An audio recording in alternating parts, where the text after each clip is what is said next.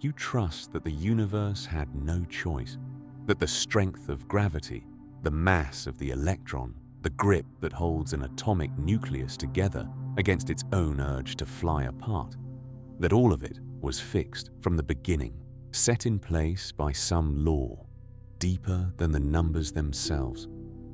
You trust that physics is simply physics, that things are the way they are because they could not have been any other way. I want to take that trust away from you for the next couple of hours. Gently, the way you slide a glass out of the hand of someone who has fallen asleep in their chair. Because here is what the equations actually say. Almost none of those numbers had to be what they are. You can turn the dials. You can imagine a universe where gravity pulls a little harder, where the nuclear force binds a fraction more weakly, where the energy buried in empty space sits a hair above the value it holds in ours. The mathematics allows every one of those worlds, and in nearly all of them, nothing ever happens. No stars ignite, no atoms heavier than hydrogen and helium ever form, no chemistry, no planets, no oceans, no slow afternoons, no one anywhere to notice that the lights never came on, just thin gas, thinning further, cooling toward the dark forever. We live in the one where the lights came on. There is a single number sitting at the center of this, and it is the strangest number in all of physics. It measures the energy of empty space itself, and we call it the cosmological constant. When physicists try to calculate what its value ought to be, using the very rules they already trust, they get an answer that is too large by a factor, with roughly 120 zeros behind it. The real value, the one this universe runs on, is that monstrous predicted number cut down, decimal place after decimal place after decimal place, until it rests at almost exactly zero. Not zero, almost. Held there, by something, to a precision that has no equal anywhere else in science. Hold on to that number. We are going to come back to it more often than you would expect, and each time it returns, it will mean something a little different than it did the time before. If the unanswered questions of the universe keep you company at night, you are in the right place. Subscribe and settle in. This is a long one, and it goes somewhere genuinely strange. Now, the comfortable answer to all of this is right there, and most people reach for it first. Coincidence? We won a lottery. Somebody always wins a lottery, and the winner is forever the one standing around afterward, amazed at the ticket in their hand. That answer feels solid. It holds right up until you sit down and work out how many tickets you would have needed to buy, and the number of losing tickets turns out to be larger than the number of atoms in everything you can see. And it holds right up until the year 1987. Because in that year, a physicist did something that should not have been possible. He took that impossible number, the energy of empty space, and he predicted its value in advance. Not by deriving it from any deeper law, because no one could then and no one can now. He assumed one thing and one thing only, that the universe had to be the kind of place where someone could eventually exist inside it to take the measurement. From that single assumption, he worked out roughly how small the number was forced to be for galaxies to gather, for stars to catch, for observers to arrive at all. 11 years later, the instruments finally caught up, measured the real thing, and found the universe sitting almost exactly where he had said it would be. His name was Steven Weinberg, and he had already won the Nobel Prize 8 years earlier, for something else entirely. The idea he leaned on to make that prediction carries a name that almost everyone has heard and almost no one can define. It is the idea that the universe looks built for us. And it is either the most important clue we have ever stumbled onto about why there is anything here at all, or it is the most seductive wrong turn in the whole history of human thought. Tonight we find out which. The story you were taught begins in 1543 with a dying man and a book. Nicholas Copernicus spent most of his life afraid to publish it. When the book finally arrived, under the title, On the Revolutions of the Heavenly Spheres, the story goes that he held the first printed copy in his hands on the last day of his life, the argument and the man coming to an end in the same hour. The argument was short, and it was heresy. The Earth is not the center of anything. It moves. It circles the sun the way the other wandering lights do. And the deep certainty you feel standing still on solid ground at the middle of creation is a trick played on you by the motion of a turning world you cannot feel turning. That one move started something that has never stopped.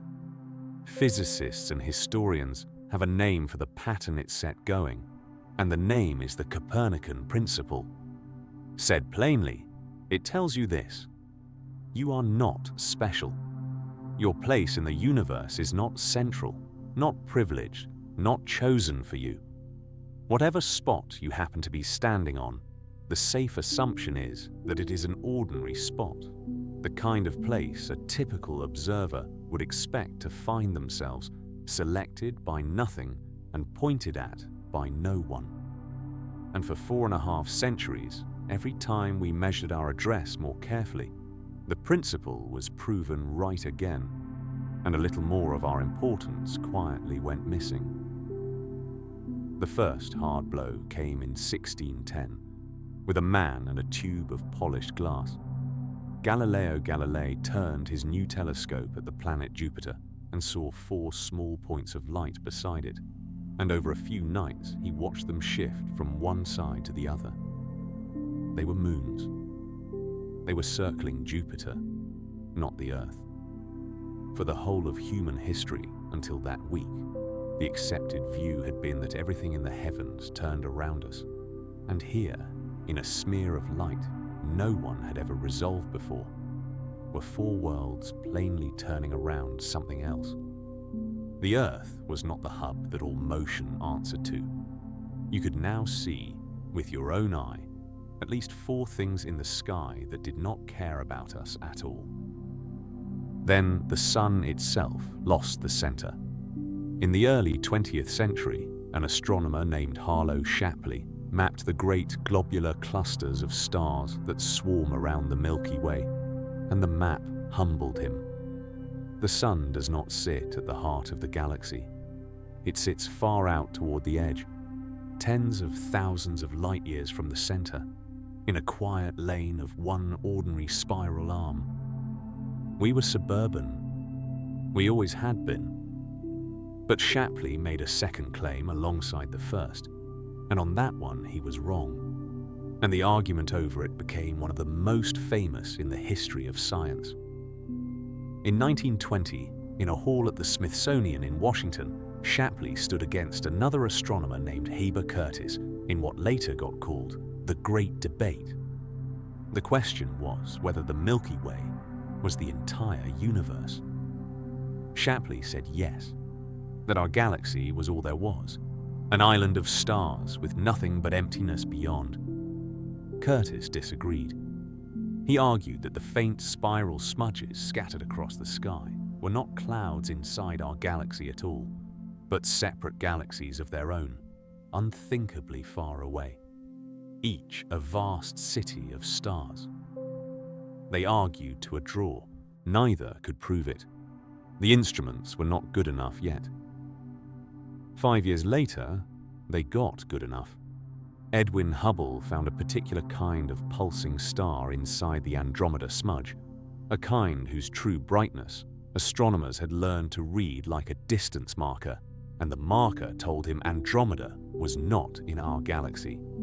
It was hopelessly, magnificently far beyond it, a separate galaxy with its own hundreds of billions of stars.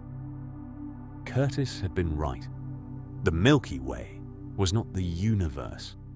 It was one island among others, and the count of those other islands kept climbing, decade after decade, until the best surveys we have suggest the observable universe may hold as many as 2 trillion galaxies.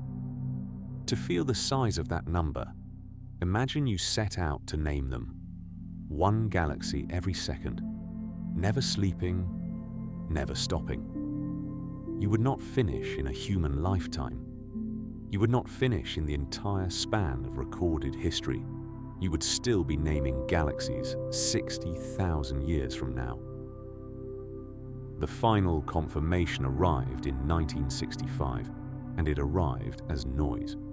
2 engineers at Bell Labs, Arno Penzias and Robert Wilson, were trying to clean up a faint hiss in a radio antenna.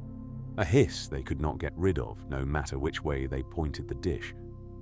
They checked the wiring. They evicted the pigeons nesting inside it. The hiss stayed. It was coming from every direction in the sky at once, equally, the same from every angle they tried. What they had stumbled onto was the leftover heat of the Big Bang itself, a faint glow filling all of space at a temperature of just under 3 degrees above absolute zero.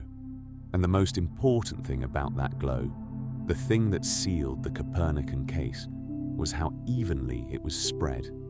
The early universe looks the same in every direction we look, smooth to about 1 part in 100,000. No center, no edge near us, no special place from which the whole thing radiates.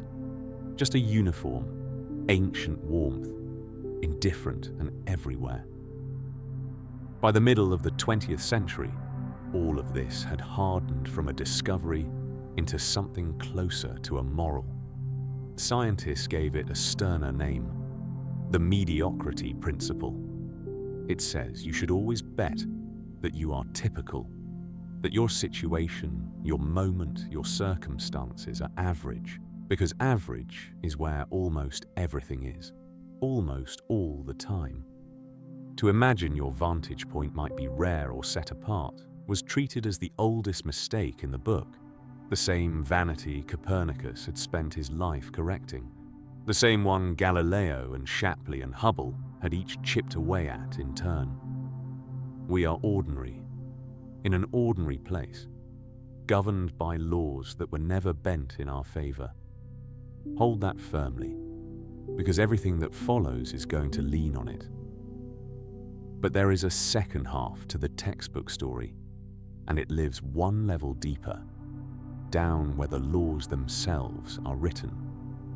The deepest description we have of how matter behaves is called the Standard Model of Particle Physics, assembled piece by argued piece through the 1960s and 70s by physicists including Sheldon Glashow, Abdus Salam, and the same Steven Weinberg you met a few minutes ago.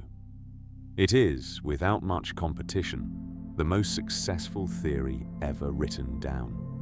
One of its predictions, the magnetic strength of the electron, has been confirmed to something like 12 decimal places. That is the equivalent of measuring the distance from New York to Los Angeles and getting it right to within the width of a single human hair.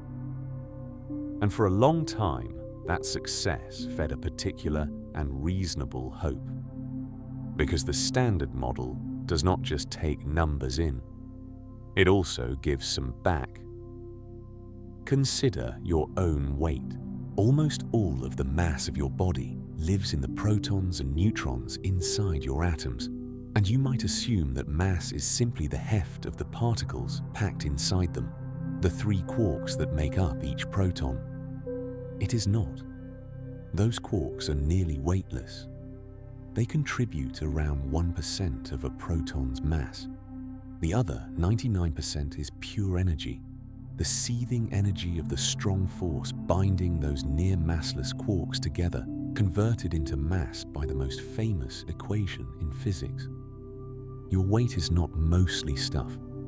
It is mostly the energy of a force, given solidity by Einstein's rule that energy and mass are the same thing. And the decisive thing is that physicists can calculate that 99%. They can derive the mass of the proton from the theory. It is not a number we have to measure and hand back. It falls out. So the dream had teeth. If we could derive the proton's mass from deeper principles, why not everything else? Why not eventually every constant in nature, each one forced to its value by some final theory so tight that nothing could have been otherwise? Albert Einstein had framed the whole ambition in a single line, told to his assistant Ernst Strauss.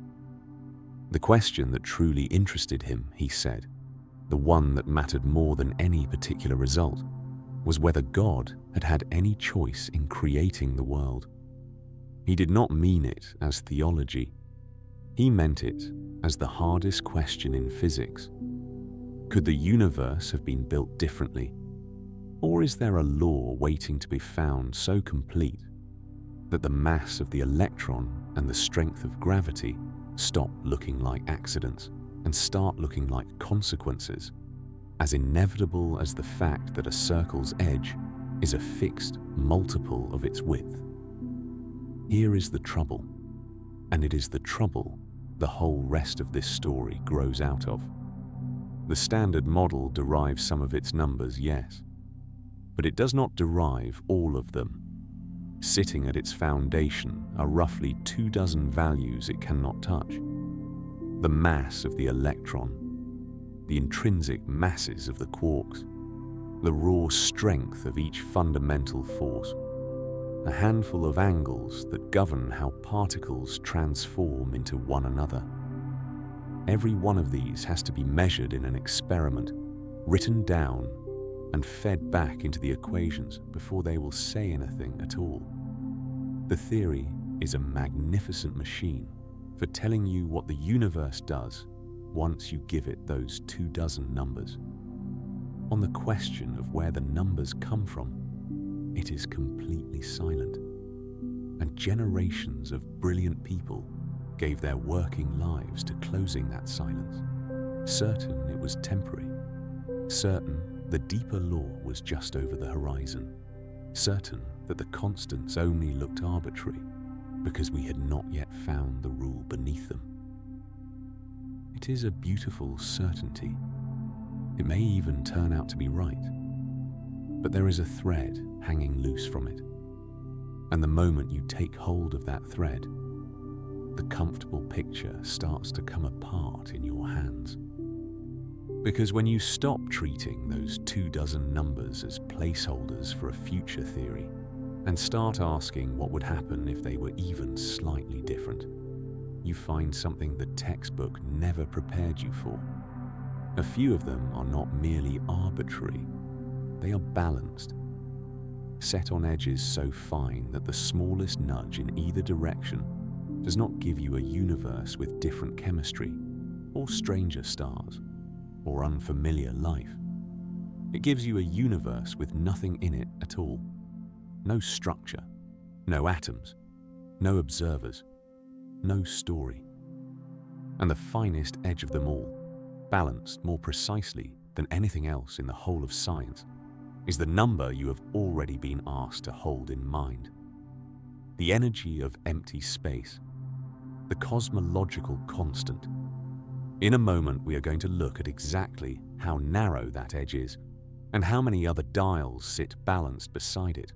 And once you have seen them, the comfortable Copernican story that we are ordinary in an ordinary place, under laws indifferent to us, is going to be very hard to keep believing in quite the same way.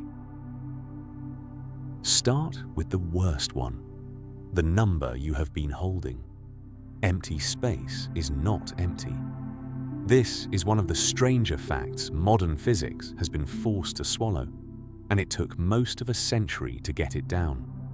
Take a region of space and strip out everything inside it. Every particle, every grain of dust, every last stray photon of light. What remains is not nothing. The vacuum has an energy all its own. It seethes.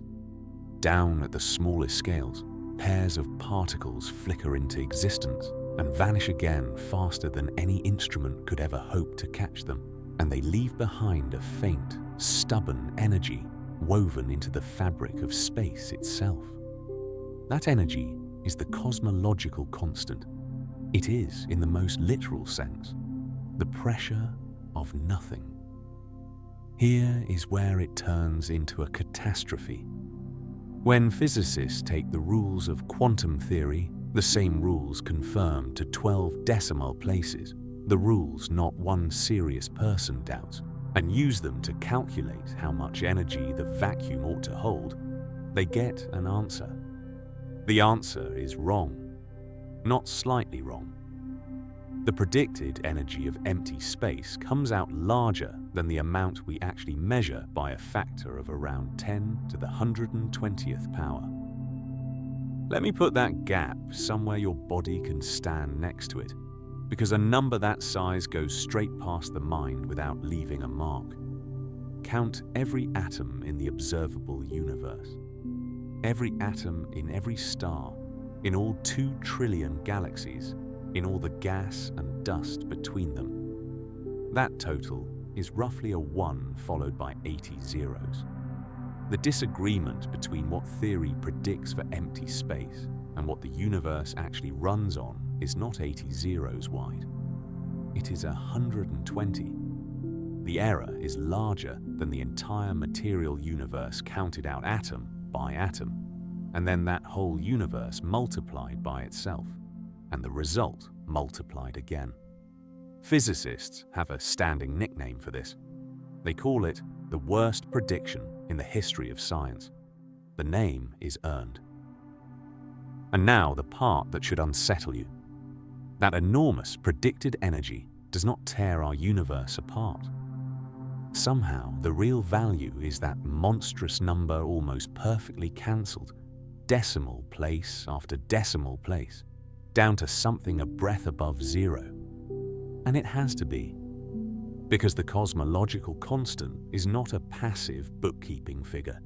It is the thing that decides whether a universe can hold together at all. A little larger and positive, and space would carry so much outward push that the early universe would have flown apart before gravity could ever gather matter into clumps. A little negative, and gravity would have folded the whole thing back into a crushing collapse within moments of its birth. The band that allows galaxies is heartbreakingly narrow, and our universe sits inside it, not near the edge, inside. For a long time, physicists made their peace with the impossible vacuum energy in the cleanest way they could imagine. They assumed the constant was simply zero. Exactly zero. Some deeper symmetry must be cancelling the energy of empty space perfectly, all the way down, the way a positive and a negative of equal size sum to nothing. Zero is a beautiful answer. Zero you can explain. Zero needs no fine-tuning, because there is nothing to tune. And so the question sat, unresolved but tidy, for most of the 20th century. To settle it, somebody was going to have to measure the energy of empty space directly, and nobody knew how. The way through turned out to run through dying stars. If you want to know what the energy of empty space is doing, you have to measure how the expansion of the universe has changed over its history, whether it has been slowing down under its own gravity or speeding up under some hidden push. And to measure that, you need a standard candle, a kind of object that always shines with the same true brightness, no matter where in the universe it sits, so that when one looks faint, you know the faintness is distance and nothing else. Find enough of them at different distances, and the pattern of their dimming maps the entire expansion history of the cosmos. Nature, as it happens, provides one, a particular kind of stellar explosion called a Type 1a supernova. It begins with a white dwarf, the dense, burnt-out core left behind when a sun-like star dies, a ball of exotic matter about the size of the Earth, but as heavy as a star. If that dwarf has a companion, it can siphon material off its neighbor, growing heavier and heavier until it crosses a precise threshold. That threshold was worked out in 1930 by a young physicist named Subrahmanyan Chandrasekhar, who did the calculation, the story goes, on a long sea voyage from India to England at the age of 19. He found that a white dwarf cannot weigh more than about 1 4/10 times the mass of our Sun. Push it past that limit, and it can no longer hold itself up. It collapses and detonates in a thermonuclear blast that, for a few weeks, outshines an entire galaxy. And because every one of these explosions is triggered at the same exact mass, they all blaze with very nearly the same true brightness. That is the gift. A Type 1a supernova is a standard candle you can see across billions of light years. To grasp that reach, consider that the light from the most distant ones in the search left its source before the Earth had formed, before the Sun had formed, when the universe was a fraction of its present age. We are not looking at these stars. We are looking at flashes that happened in deep antiquity and have been traveling toward us across a span of time longer than the existence of our planet, only now arriving. In the 1990s, 2 teams set out to hunt them. One was the Supernova Cosmology project, led by Saul Perlmutter out of Berkeley. The other was the Heisey Supernova Search Team, with Brian Schmidt and Adam Rees among its members. The work was grueling and unglamorous. They photographed the same patches of distant sky weeks apart, then subtracted one image from the other, looking for a single new point of light that had not been there before, a fresh supernova flaring in a galaxy unimaginably far away. Most nights gave them nothing. A supernova brightens and fades in a matter of weeks, so once they found one, they had to scramble for precious time on the world's largest telescopes to catch it before it died. The 2 teams were rivals, and they did not trust each other's methods, which in the end was the best thing that could have happened. They all expected the same result. The universe was full of matter, and matter pulls inward. So the expansion that began in the Big Bang should be gradually losing speed, braked by its own gravity.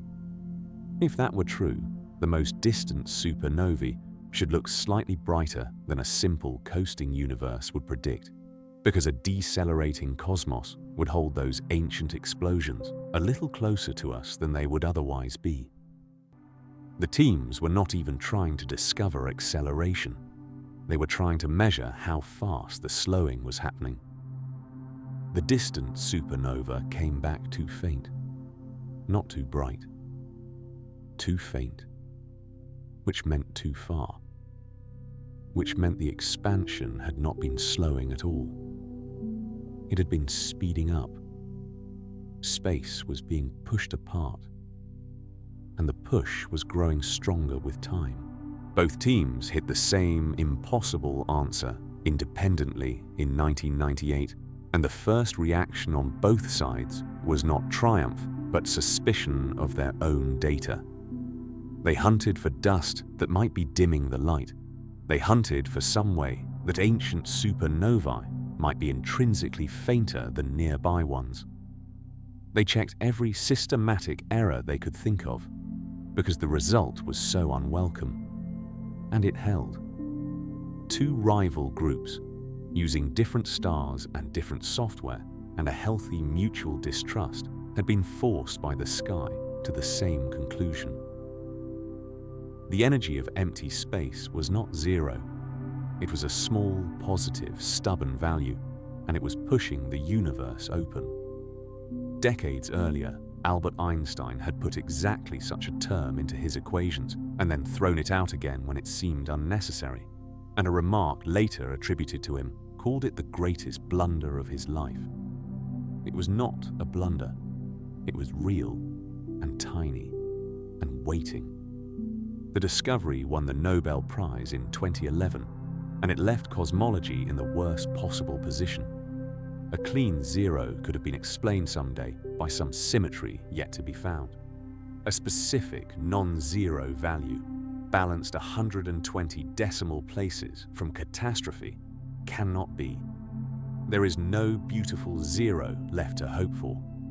There is only a number exquisitely placed, sitting precisely where it would need to sit for a universe like this one to be possible, and nobody able to say why. That is the worst offender. It is nowhere near the only one.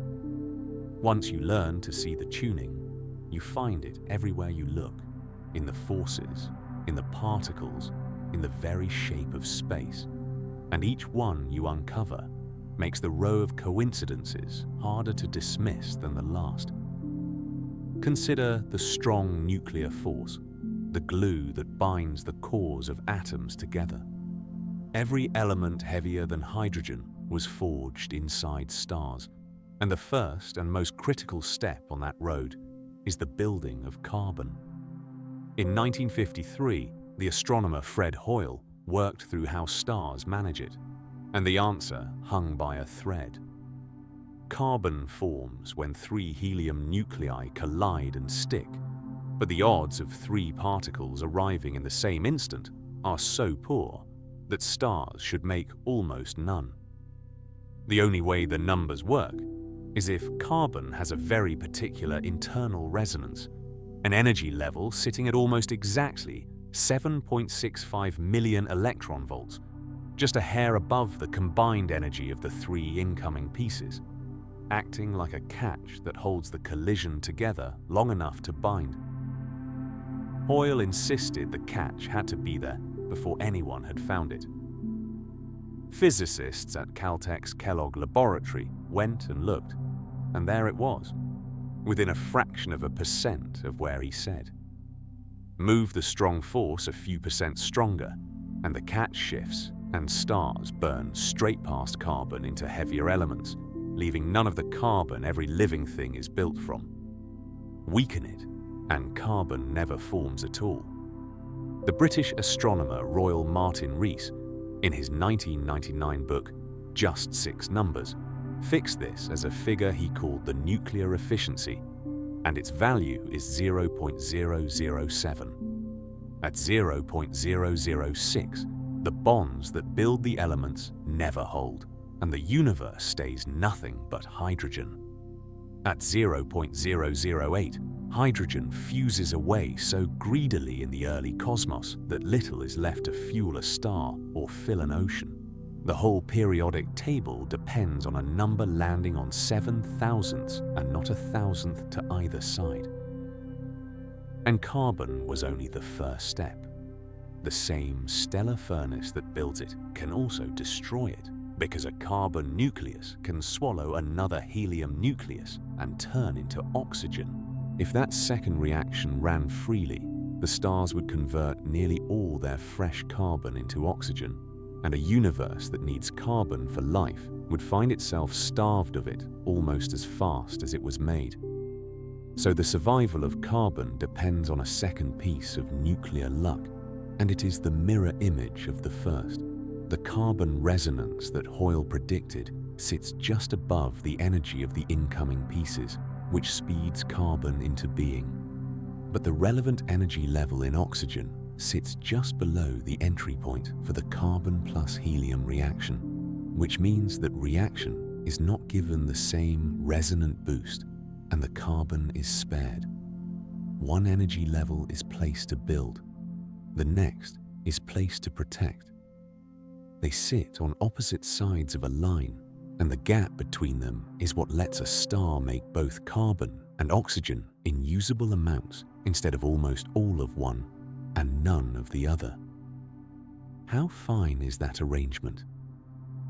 In the year 2000, a group of physicists led by Heinz Oberhammer ran the calculation varying the strength of the nuclear forces and watching what happened to the output of the stars.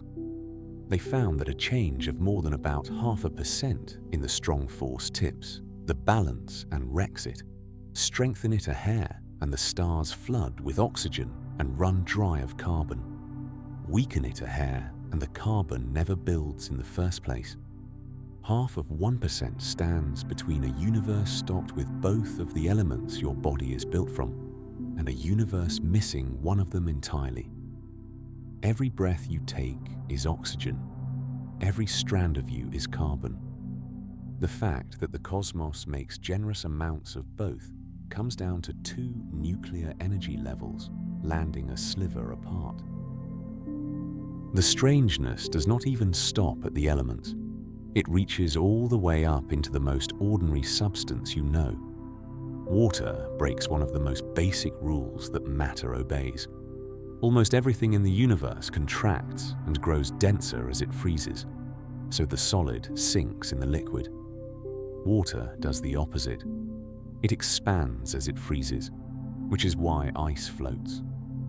That one backwards habit, a quirk of how water molecules lock together, is the reason a lake freezes from the top down instead of the bottom up. The sheet of ice that forms on the surface acts as a lid, sealing in the warmth below, so the water and everything living in it survive the winter, rather than turning to solid ice from the floor upward. Reverse that single property, and the first hard freeze in the history of a young Earth might have locked its oceans solid all the way to the seabed and never let them thaw. The chemistry that runs life is not a separate miracle from the physics. It is the same set of constants working their way upward until they show up in something as plain as ice cubes rising in a glass. Now hold that carbon in your mind, because making it is only half the problem. The other half is getting it out. Carbon forged in the heart of a star is useless to you while it stays locked in the star. It has to be blown free, scattered across space, gathered into clouds that collapse into new suns and planets, and that violent act of dispersal is governed by a different and even more delicate setting, the weak nuclear force. The weak force is the one that lets particles change identity, that turns protons into neutrons and back, and it is unimaginably feeble, which turns out to be exactly the point. When a massive star dies, its core collapses in a fraction of a second and releases a flood of neutrinos, ghostly particles that feel only the weak force. Almost all of them stream straight through the dying star, as if it were not there. But because the weak force is tuned to just the strength it is, a tiny fraction of those neutrinos catch on the star's outer layers and shove. And that shove is what detonates a supernova and seeds the galaxy with everything the star ever made. Tune the weak force away from its value, and that finely judged shove fails in one of 2 directions. Too weak, and the neutrinos pass through entirely. The star's elements stay buried in a collapsing remnant, and the carbon and oxygen and iron never reach the open universe to become planets or blood or stone. Too strong, and the neutrinos are trapped, and the explosion chokes before it begins. The same force governs the first 3 minutes of the universe, deciding how many protons converted into neutrons before the cosmos cooled, and therefore how much hydrogen survived to become water and to fuel slow, long-lived stars. The iron in the blood moving through you right now was scattered into space by a force so weak it can barely touch anything, tuned so precisely that it can touch a dying star just hard enough to blow it open. Then there is gravity, and the strange fact of its weakness. Gravity feels overwhelming to us only because the entire mass of the Earth pulls on us at once. As a fundamental force, it is almost laughably feeble. Lift a paperclip with a small magnet, and you have just watched a sliver of metal defeat the gravitational pull of the whole planet. Rees measured this weakness as a single enormous number, the ratio between the electric force and the gravitational force inside an atom, and that number is around a 1 followed by 36 zeros. To feel its size, picture a single grain of sand set beside a ball of sand, wide enough to span the gap between the Earth and the Moon. That is roughly the imbalance, and our existence leans on it staying that lopsided. Make gravity even a little stronger, and the stars would be crushed smaller, burning furiously and dying young, flickering out long before the billions of years that complex life seems to need. The feebleness of gravity is not a defect in the universe. It is what buys us the time. Even the particles are balanced on edges. A neutron is very slightly heavier than a proton by about 1 part in 1,000, and that rounding error decides everything. Because the neutron is just heavier, a lone proton is stable, and a hydrogen atom can sit unchanged for billions of years, long enough to find its way into a star, into water, into you. Flip the balance, make the proton heavier by the same slim margin, and free protons would decay into neutrons. Hydrogen could not exist, water could never form, and no star could burn its simplest fuel. The chemistry of a living universe rides on which of 2 nearly identical particles happens to be heavier by 0.1%. But step back and ask a question we skated past. Where do those particle masses come from in the first place? Why does the electron weigh what it weighs? And why is the down quark a hair heavier than the up quark when that hair decides whether hydrogen can exist? The answer is one of the youngest pieces of physics in this whole story, and we only confirmed it was real in 2012. The masses come from the Higgs field. The idea was proposed in 1964 by Peter Higgs and by François Anglet and Robert Brute working separately, and it sat unproven for nearly 50 years. The picture is this: filling all of space, everywhere, even in the emptiest vacuum, is a field, and elementary particles acquire their mass by interacting with it, the way a person wading through deep water moves more heavily than one walking through air. A particle that interacts strongly with the Higgs field is heavy. A particle that barely notices it is light. The strength of that interaction for each kind of particle is what we call its coupling, and the mass of every fundamental particle in your body is set by how strongly it grips this invisible field.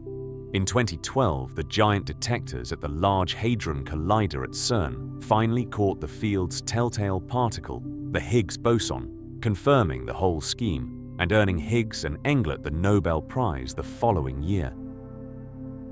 Here is the part that should sound familiar by now. Those coupling strengths are not predicted by anything.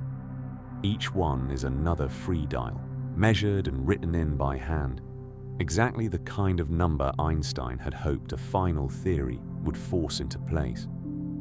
And the values they take are bizarre. The heaviest fundamental particle, the top quark, is something like 340,000 times as heavy as the electron, even though both get their mass from the very same field. The electron is freakishly, almost absurdly light, and no one can say why. If you laid the fundamental particles out by weight, they would not fall into any pattern anyone has been able to explain.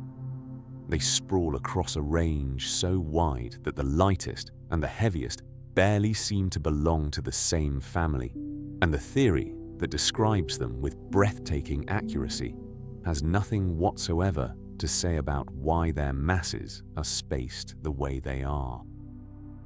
It gets stranger, because nature appears to have built the whole set of particles 3 times over.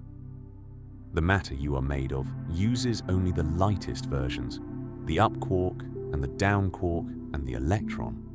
And from those 3, you can build every atom there is.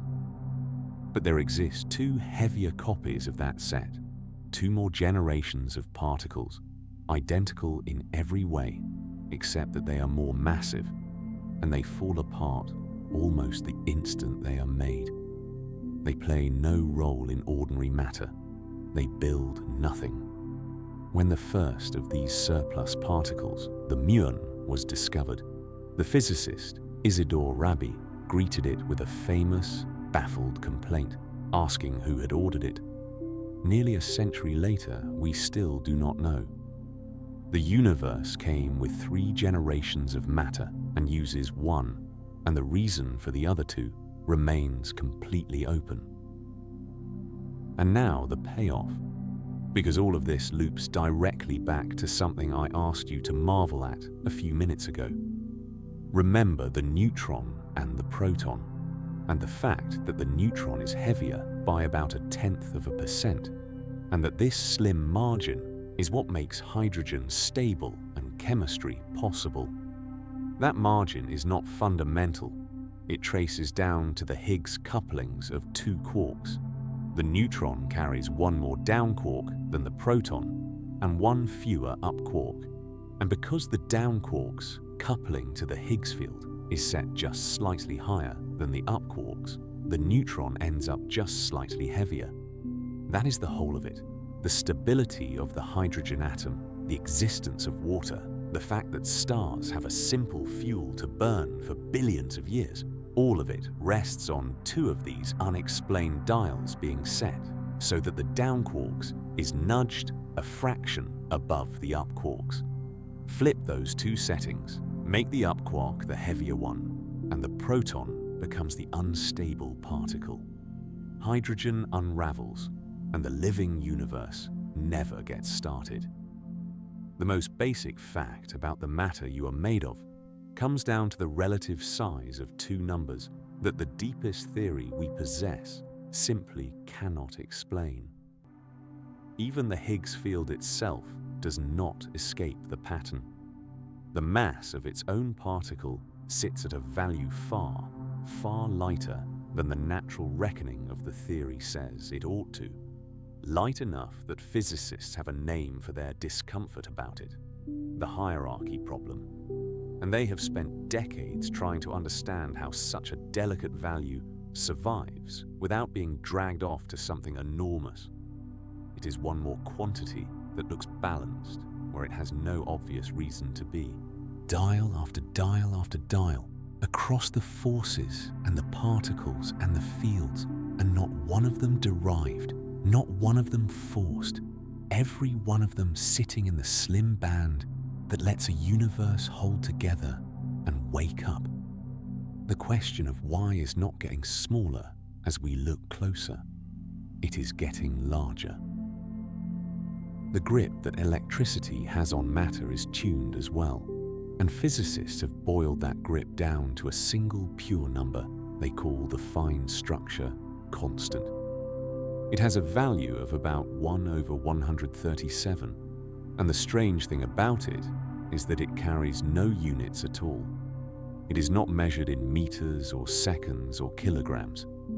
It is just a number, the same number to any observer anywhere in the cosmos, and it sets the strength of the electromagnetic force, which means it governs how tightly electrons are bound inside atoms, how strong every chemical bond is, and how matter and light speak to one another.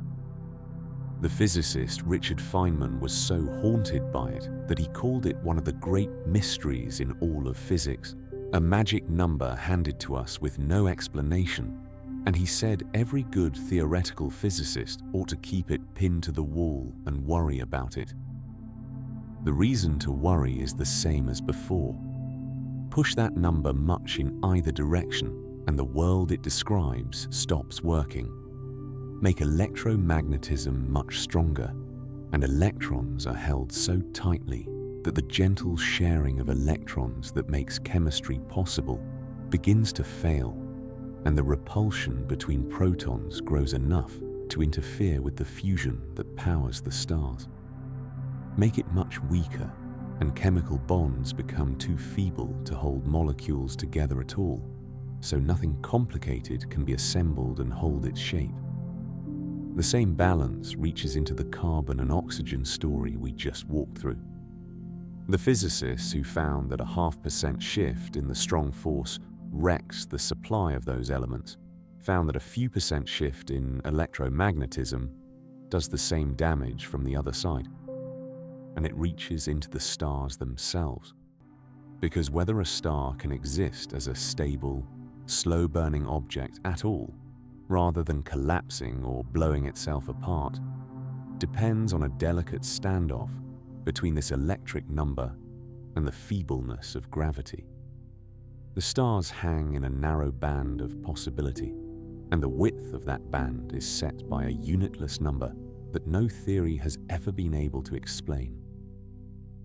And then, underneath all of it, there is the simplest and most overlooked tuning of all, the fact that there is any matter in the universe to be tuned.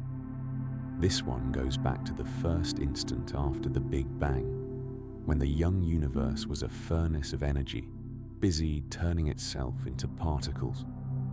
The trouble is that the laws of physics make matter and antimatter in pairs, a particle and its mirror image opposite, and when a particle meets its antiparticle, the two annihilate completely, vanishing into a flash of light. If the early universe had made matter and antimatter in exactly equal amounts, as the most straightforward reading of the laws suggests it should have, then every particle would have found its opposite. Every pair would have annihilated, and the cosmos today would be nothing but a thin, cooling glow of light, with not a single atom anywhere in it. No stars, no planets, no one. That is not what happened, and the reason it is not is one of the most precise and least appreciated numbers in this entire story. For reasons we still do not fully understand, the early universe was born with a faint, almost imperceptible preference for matter over antimatter. For roughly every billion particles of antimatter, there were about 1,000,000,001 particles of matter. The billion and the billion annihilated each other, flooding the universe with light, and the single leftover particle per billion survived. That tiny surplus, that one part in a billion that had no partner to annihilate with, is everything. It is every star in all 2 trillion galaxies.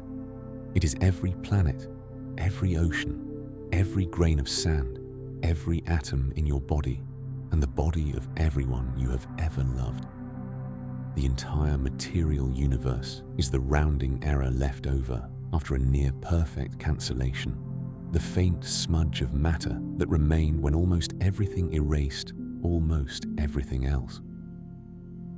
The physicist Andrei Sakharov worked out, back in 1967, the conditions that any universe would have to satisfy to end up with such an imbalance rather than a clean and lethal cancellation. But laying out the conditions is not the same as explaining the number, and to this day, the standard model cannot account for an asymmetry as large as the one we observe. We exist because of a 1 in a billion tilt towards something rather than nothing, written into the universe before the first second was over, and no one can yet tell you who or what did the tilting. And the matter that survived turned out to be patient in a way it did not have to be. Protons, the building blocks of every atomic nucleus, appear to be almost perfectly stable. Experiments hunting for their decay have watched enormous tanks of water for years and seen nothing, which tells us a proton lasts, on average, for something far longer than 10 billion trillion years, a span so far beyond the present age of the universe that for every practical purpose, the matter we are made of does not fall apart. Build a universe where the proton is less loyal, where it crumbles in any reasonable span of time, and matter dissolves out from under any life that tried to form, like a house quietly rotting faster than it can be built. We were given stuff, and then we were given stuff that lasts.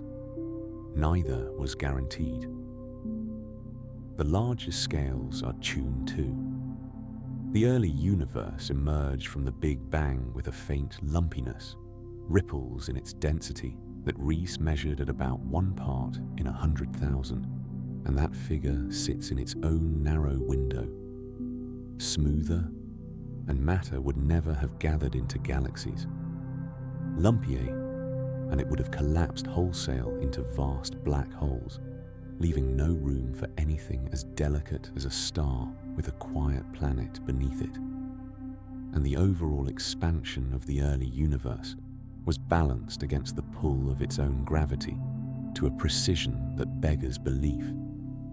Tip that balance by 1 part in a number with 60 zeros at the earliest instant we can describe, and you get either a cosmos that flies apart into cold emptiness within seconds, or one that collapses before a single atom can form. To match that, you would have to fire an arrow from one side of the observable universe and strike a target on the far side no wider than a coin.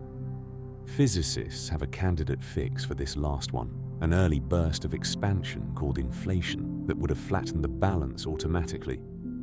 It is a good idea, and it has a price we will come back to, because the same mechanism that smooths the balance tends to spawn more universes than anyone asked for.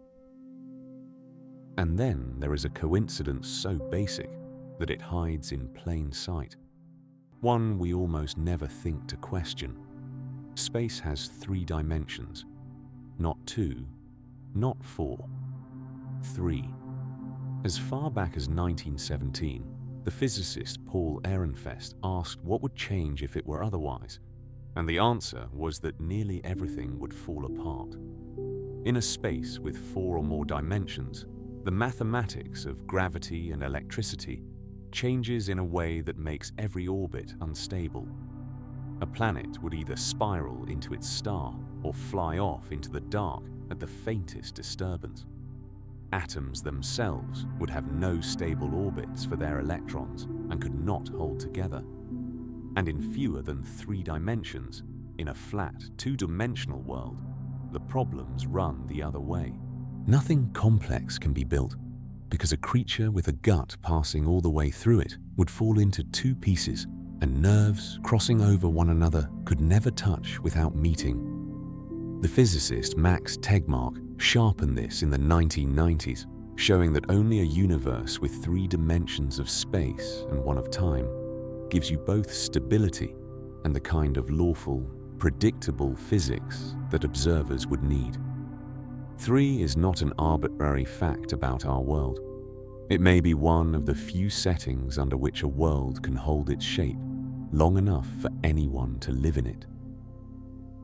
But if you want the number that stands above all the others, the one that makes the cosmological constant look almost casual, you have to turn to the work of Roger Penrose, the mathematician who shared the Nobel Prize in 2020 for his work on black holes.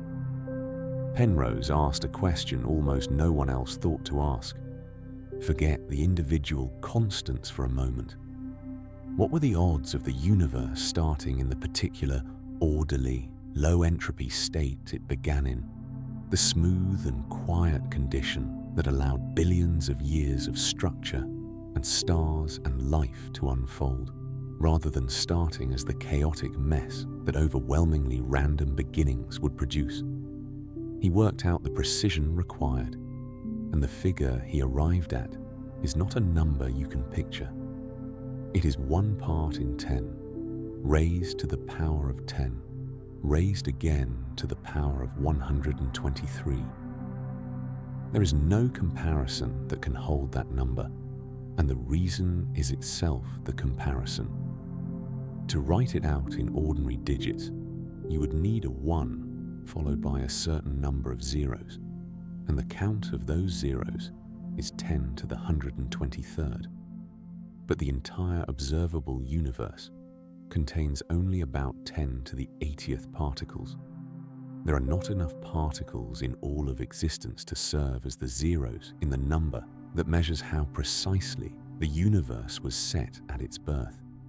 You could not write it down if you used every atom in every galaxy as a single digit. The precision of the beginning is, quite literally, larger than the universe it produced. Penrose's own dry way of putting it was to imagine a creator obliged to locate that one acceptable starting point, somehow, by aiming a pin at a target lost in a space of possibilities beyond all accounting. So lay them out together. The energy of empty space, the strength of the force that builds the elements and the force that scatters them, the weakness of gravity, the weight of a neutron against a proton, the masses handed out by the Higgs, the grip of electricity, the faint surplus of matter over antimatter, the lumpiness of their early cosmos, the balance of its expansion, the number of its dimensions, and the staggering order of its first instant. Any one of these, taken alone, you could shrug off as a lucky roll. Physics is full of numbers, and some were always going to land in comfortable places.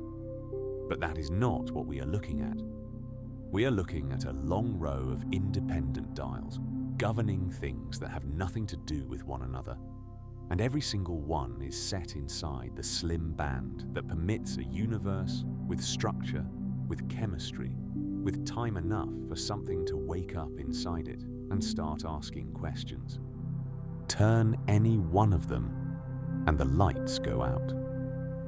This is the observation that broke the settled Copernican story, and it earned a name that started appearing in physics papers in the 1970s and never left. The fine-tuning of the universe. It is not a fringe idea, and it is not a mystical one. It is a plain accounting of the values we measure, set beside the values that would let us exist to measure them. And the overlap between those two lists is far tighter than chance has any right to deliver. Which leaves a question the textbook never asked and cannot answer. One physicists have circled uneasily for half a century. If these numbers are not the inevitable output of some deeper law we have not yet found, and if they are too finely balanced to write off as luck, then there is only one possibility left standing. Something selected them, and the entire weight of this video now rests on a single word. What? The man who first turned that word into a serious piece of physics rather than a piece of theology was standing at a lectern in Poland in 1973 at a meeting held to honor the 500th birthday of Copernicus. Of all the places to stand up and suggest that we might be special after all. His name was Brandon Carter, and in 1973 he was a theorist at the University of Cambridge, known mostly for hard mathematical work on the insides of black holes. The meeting he had been invited to was grand and a little ceremonial. An international gathering of astronomers convened in Krakow under a title that promised to settle scores: Confrontation of Cosmological Theories with Observational Data.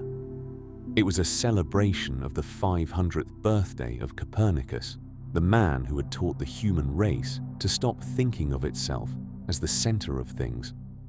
And Carter stood up in that room on that occasion to suggest, carefully and with full awareness of the irony, that Copernicus might have been pushed a little too far.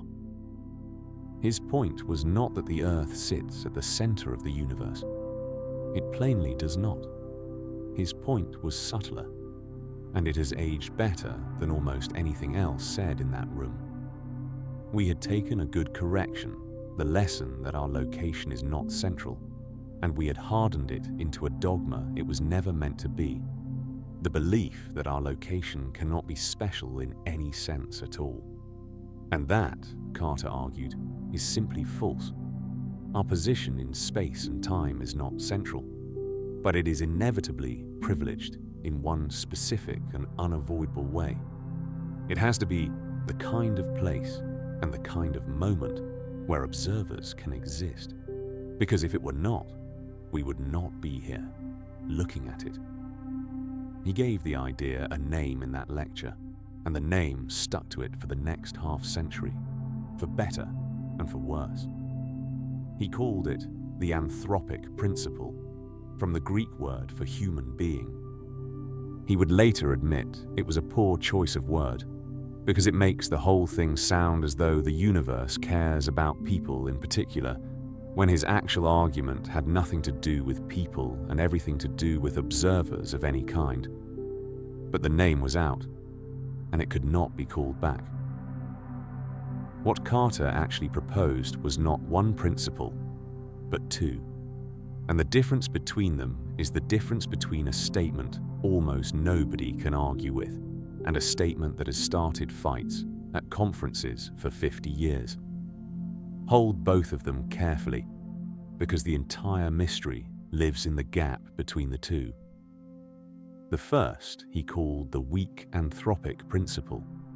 It says only this: when we measure the universe, we have to account for the fact that our own existence acts as a filter on what we are able to see.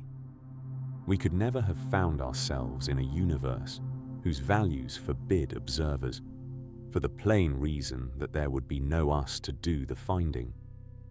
So of course the constants we measure are the kind that permit life. Any constants we are around to measure are guaranteed to be life-permitting in advance by the simple fact that we are doing the measuring. This is not mysticism. It is closer to logic. It is the same move as noticing that you will only ever wake up on mornings you did not die in your sleep, so your survey of your own mornings will always, misleadingly, show a perfect record. Carter was building on a quieter observation made a decade earlier, in 1961, by the Princeton physicist Robert Dicker. Dicker had been wrestling with why the universe happens to be the age it is, billions of years old, neither freshly born nor ancient and dark. His answer was a selection effect before the term existed. The universe has to be old enough for generations of stars to have lived and died and seeded space with carbon, because we are made of that carbon, and it has to be young enough that stars are still burning, because we need a sun. We do not observe a random moment in cosmic history. We observe one of the only moments when observers are possible. The timing only looks like a coincidence until you remember who is asking. If that were the whole of the anthropic principle, it would be clever, useful, and almost impossible to dispute. But it is not the whole of it, because the weak version has a quiet hole in it that you may have already noticed. A selection effect can only filter a selection.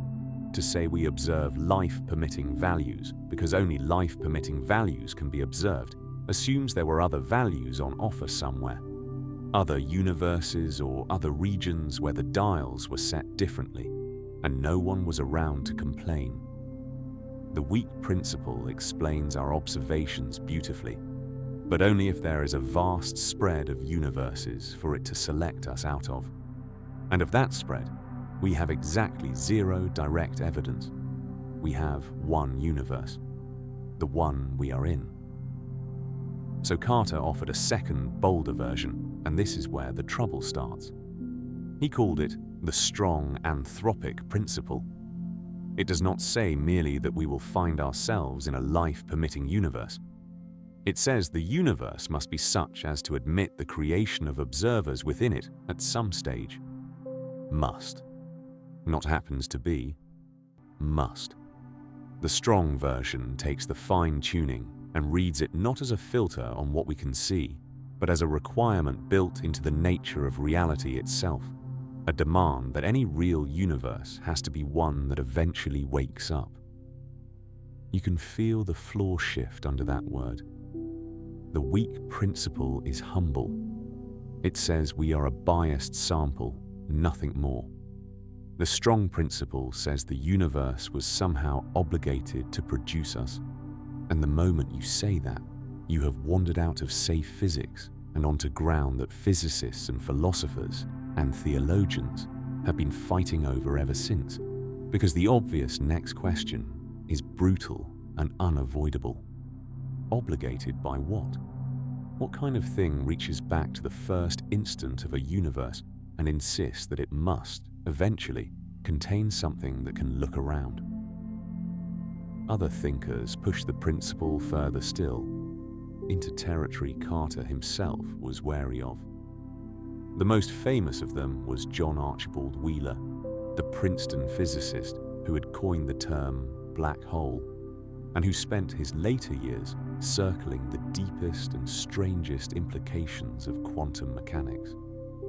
Wheeler proposed what he called the participatory anthropic principle, and it is the most vertiginous idea in this entire story.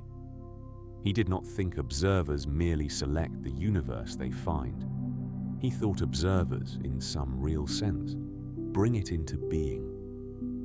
His reasoning came from a genuine and well-tested feature of quantum physics, not from speculation. In the quantum world, a system that has not been measured exists in a haze of possibilities, and only the act of observation settles it into one definite outcome. Wheeler designed a thought experiment, which he proposed in 1978, to push this to its limit. He imagined letting a particle travel through an experiment and then choosing how to measure it only after it had already passed, the point where it should have had to decide how to behave. The unsettling prediction was that the later choice would reach back and fix what the particle had done earlier. When versions of this delayed choice experiment were carried out in laboratories in the 1980s, the prediction held. The decision made now appeared to settle the history of what had happened before. Wheeler took that result and extended it across the whole universe into a picture he drew as a great letter U, with an eye at one end gazing back at the tail. The universe gives rise, over billions of years, to observers. And those observers, by the act of observing, reach back and grant a settled reality to the early universe that produced them, including the long stretches of time before any observer existed. He called it a self-excited circuit, a cosmos that loops around and brings itself into focus through the eyes it eventually grows.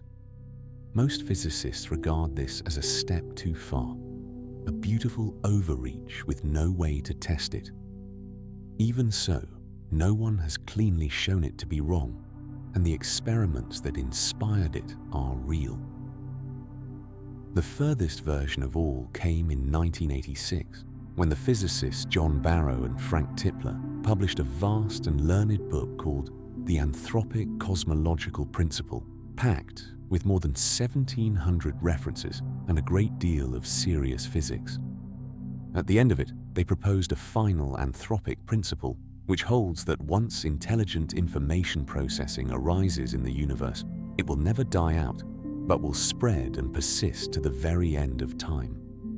That one sits at the outer boundary of what most scientists are willing to call physics at all.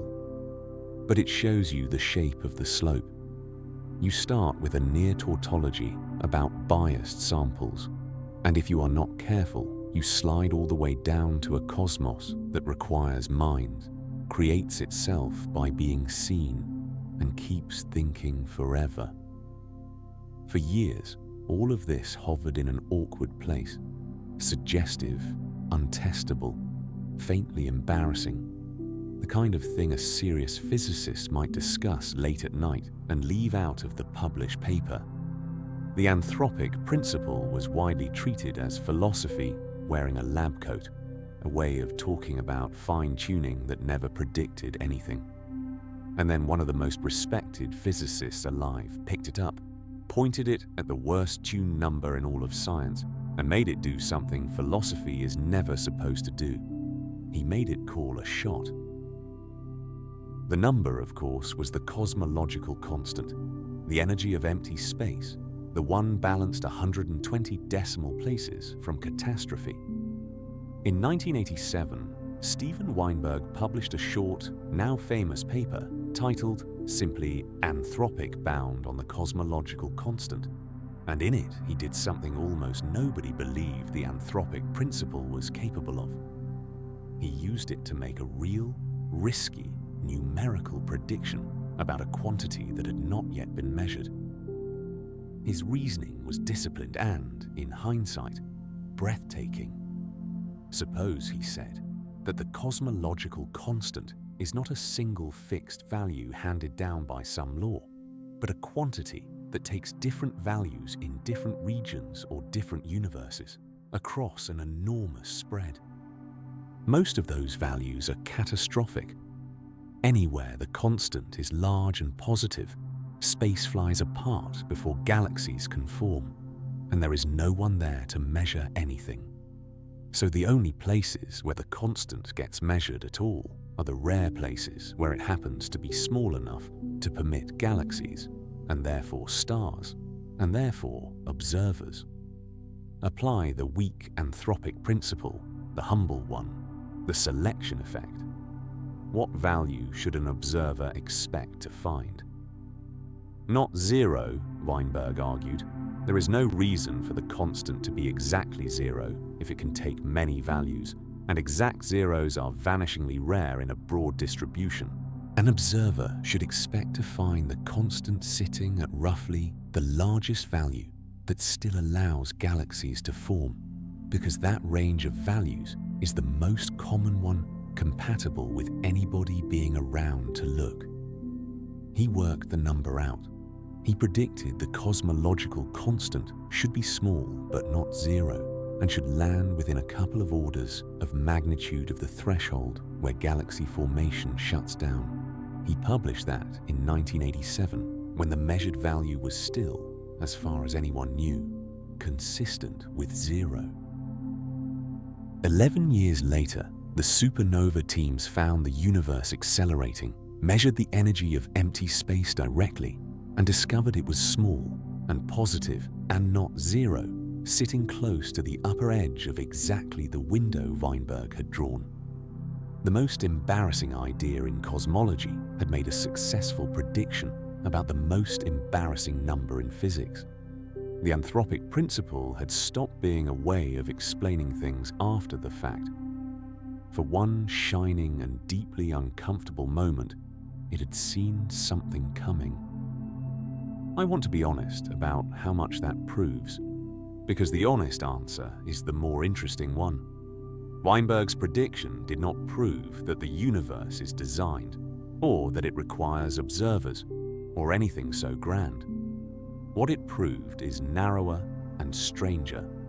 It showed that if you assume there is a huge range of universes with different vacuum energies, and you assume we are a typical observer somewhere in that range, then you correctly predict the one number that no other method has ever come close to explaining. The prediction works. But it only works if the other universes are real. The triumph and the trouble are the same fact.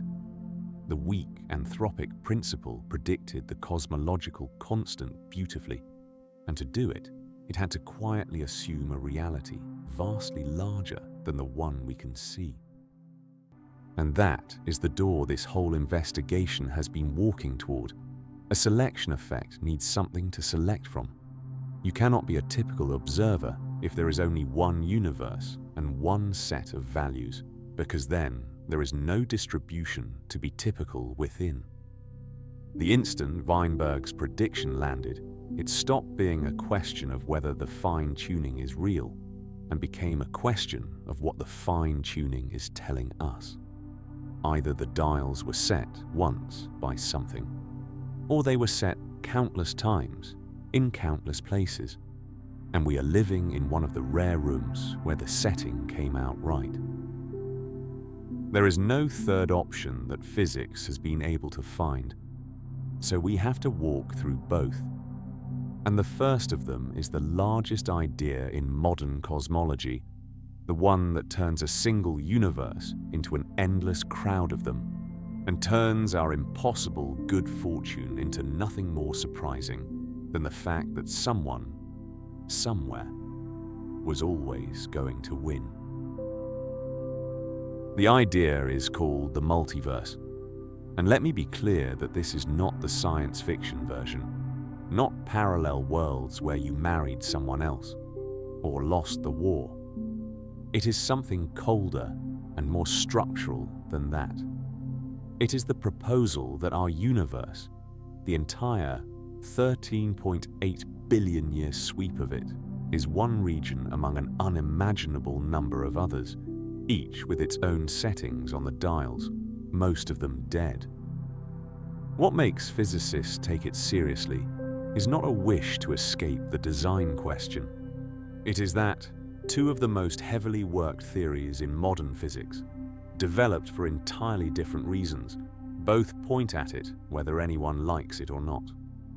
The first is string theory, the long-running attempt to write a single set of equations underneath all the forces and particles. When theorists tried to solve those equations, they did not find one answer. They found a forest of them. The number that gets quoted is 10 to the 500th power, a count of possible stable configurations the theory permits, each one a different universe with different constants. Leonard Susskind, one of the founders of string theory, gave that forest a name. He called it the landscape. That number deserves a moment because the mind slides off it. 10 to the 500th. Remember that all the atoms in the observable universe come to about a 1 with 80 zeros. The landscape of string theory is not 80 zeros. It is 500. If you wanted to assign a single atom from our universe to stand in for each possible kind of universe in the landscape, you would run out of atoms after the first tiny sliver of the list, and you would need to do it again with the atoms of another full universe and another more than 6 times over before you had enough tokens to count them all. It is a number with no physical meaning at human scale. It is enormous beyond the reach of any comparison. The second theory is inflation, the now standard account of the universe's first sliver of a second in which space underwent a brief, ferocious expansion before settling into the gentle growth we see today. Inflation was proposed to solve real problems, the flatness and smoothness of the cosmos among them, and it works. But the physicists who built it, among them Alan Guth, Andrei Linde, and Alexander Vilenkin, kept running into a consequence none of them had gone looking for, a consequence that proved very hard to switch off. To understand it, picture inflation as being driven by a kind of energy field filling space, sitting at a high value like water held behind a dam, and the expansion continues for as long as the field stays up there. Eventually, in any given patch, the field rolls down, the dam breaks, the wild expansion stops, and that patch settles into a calm universe like ours. A bubble. Here is the part that will not switch off. Because the field is quantum, it does not roll down everywhere at once. It comes down in some regions while staying up in others, and the regions where it stays up keep inflating at a furious, doubling, runaway pace. They expand so much faster than the bubbles can form, that the inflating space between the bubbles always outruns them. New bubbles keep nucleating inside an ocean of space that is forever growing faster than the bubbles can consume it. Once inflation starts, on this picture, it never globally stops. It is still going right now, somewhere far beyond our horizon, spawning bubble universes endlessly, and it will go on spawning them forever. Put that together with the string landscape, and you get a mechanism that is almost too neat. Eternal inflation supplies the bottomless supply of bubbles. The landscape supplies the menu of 10 to the 500th different settings, each bubble can roll down into. Every bubble is a universe with its own values for the constants, sealed off from every other, and there are no limits on how many get made. The result is a reality in which every possible universe is not merely possible, but actually built, somewhere over and over again, an inexhaustible foam of worlds, almost all of them dead, a vanishing few of them lit. And in that picture, the fine-tuning evaporates. There is nothing to explain. Of course, there is a universe out there, with a cosmological constant tuned 120 places from disaster. There are universes with every conceivable value, an inexhaustible supply of failed and barren and instantly collapsing worlds, and in the rare, lucky few where the numbers happen to line up, structure forms, stars light. And eventually, something opens its eyes and is astonished at how well everything seems to fit. We are not the target. We are the survivors. We live in one of the winning rooms for the unremarkable reason that the winning rooms are the only ones with anyone inside them to ask why. The writer, Douglas Adams, put the deflation of it better than any physicist has. He asked you to imagine a puddle of water waking up in the hollow it happens to fill, and marveling at how astonishingly well the hollow fits its shape. Every dip and curve matched exactly to the water, as though the hole had been made to measure. The puddle concludes the hole must have been designed for it, and it goes on believing that right up until the sun comes out and it slowly evaporates, the fit between water and hollow having been all along the other way around. The puddle did not arrive in a hole built for it. The puddle took the shape of whatever hole it landed in. Maybe we are the puddle. Maybe the universe was not fitted to us. Maybe we are the shape that this particular set of constants allowed to form, marveling at a fit we ourselves grew into. That is the first door, and for a large part of the physics community, it is the only respectable one. But notice what it costs. To make the fine-tuning ordinary, the multiverse has to conjure a reality so vast that all but a vanishing fraction of it is forever beyond observation. We cannot see the other bubbles. We cannot reach them, signal them, or test for them. We are asked to believe in 10 to the 500th unseen universes in order to avoid being surprised by the one we can actually measure. Some physicists make that trade gladly. Others have called it a confession of defeat, dressed up as a discovery. And not everyone is willing to let an infinity of invisible worlds stand unchallenged. There are theorists who have spent their final years trying to cut the multiverse back down to something finite, or to do away with it entirely. That is a story for another night.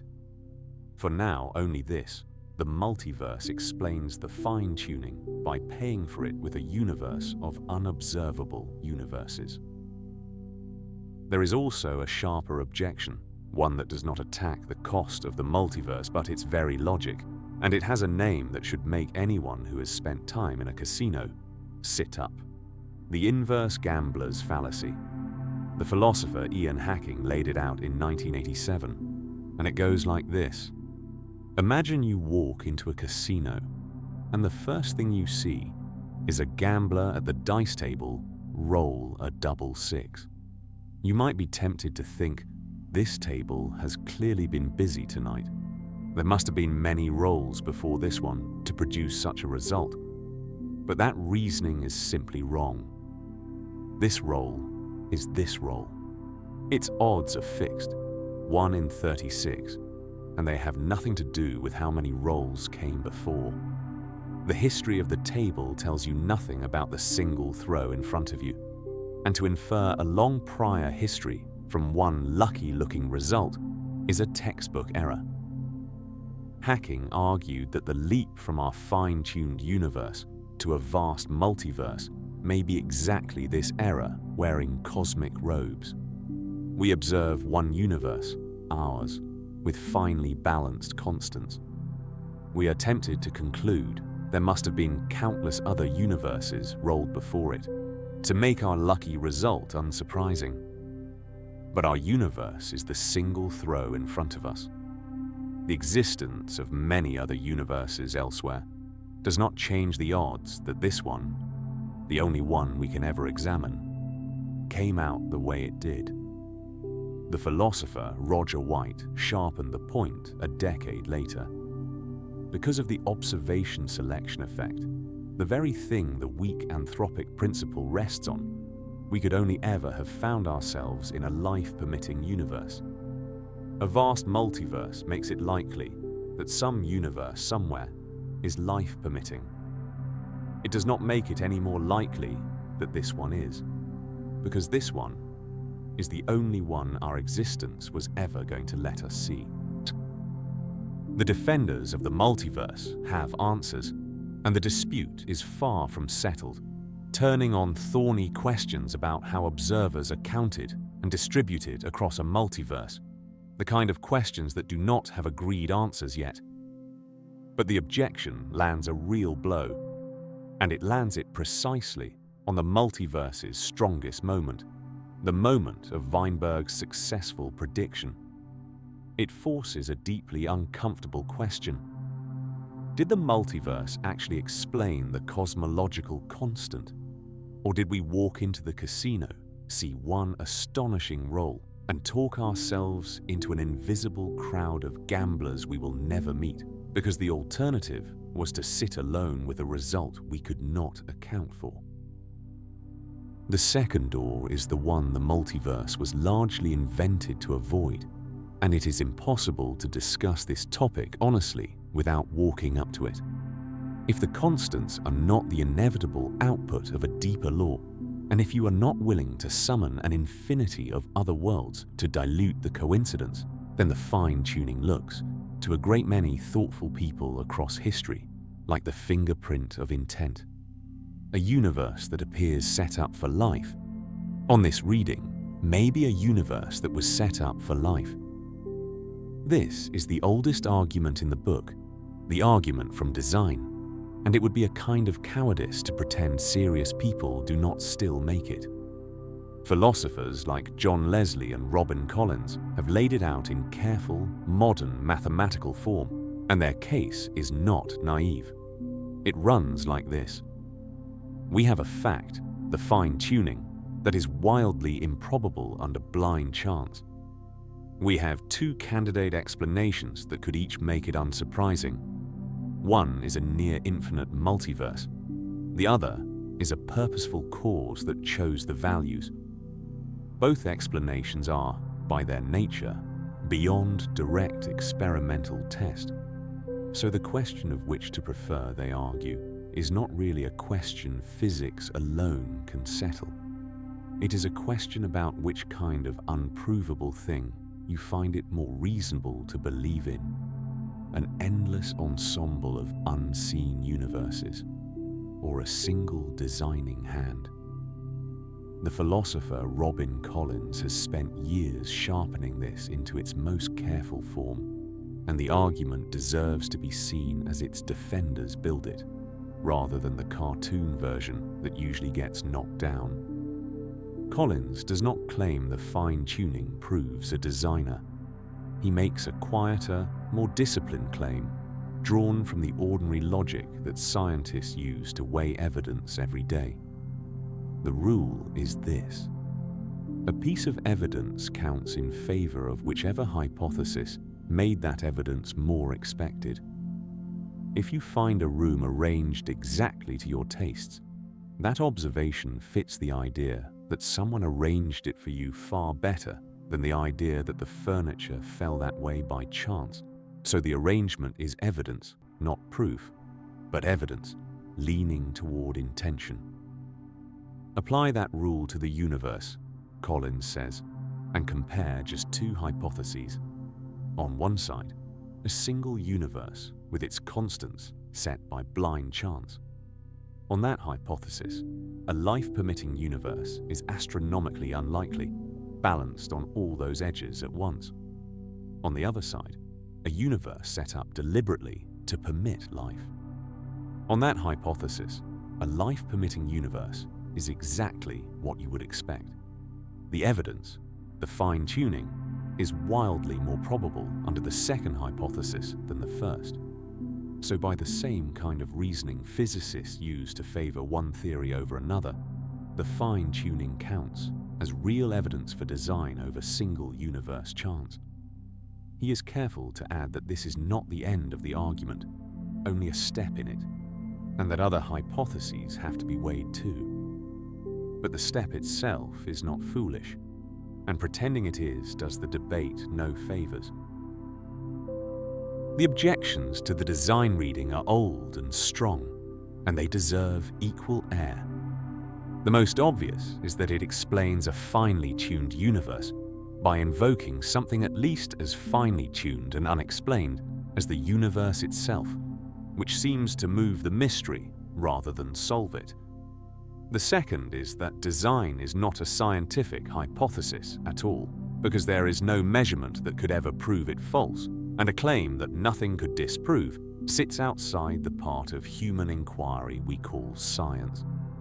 Brandon Carter, the man who started all of this, watched with visible discomfort as his principle was taken up as ammunition in exactly this debate, used to argue for conclusions he had never intended and did not hold. We will come back to his discomfort because it turns out to matter more than it first appears. The third door is the quietest, and a fair number of physicists still walk through it. It says that both of the first two doors are mistakes, born of asking a bad question too early. Perhaps the constants only look free to vary because we do not yet understand them.